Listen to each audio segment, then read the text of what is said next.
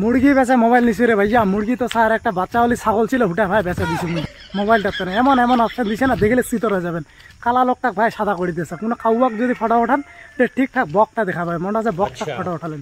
বিভিন্ন আইটেমের অপশন দিছে, কালা হবেন হোক, গোড়া হবেন হোক, ফসা হবেন হোক, কাহারো শরীর কেটকাটিয়া পাতলা মোটা হবেন হোক, কাহারো মোটা পাতলা হবেন হোক, এত সুন্দর সুন্দর অপশন দিছে রে, মুই বুঝিয়া পারা নাই। কলে তো বিশ্বাসে করিয়া না, ওইটা মোর মোবাইলটা আছে, ওইটা ফিল্টার নাম করছে ফিল্টার। তারপরে আর হিরো আলমাক যদি ফটো ওঠান হোক, সেকেন্ডের মাথায় একবার টিভিতে সোজা সালমান খান হয়ে যাচ্ছে।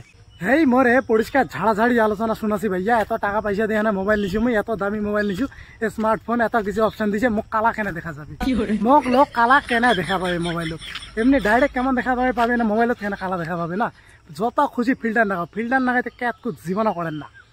হ্যাঁ, জেলা লোকটার নগদ দেখা হবে, সেলা কবে হে তুই এটা না হইস যে মোবাইলে তো ফসা দেখা যাবে, এটা আর তুই এত কালা কবে কবে সেলাকারটা ছেলা দেখা যাবে না? এলা নাগাও, যত খুশি ফিল্টার নাগাও, ফিল্টার ছাড়া একখান ফটো ওঠান না। হ্যাঁ, ওকে বাই, গুড নাইট।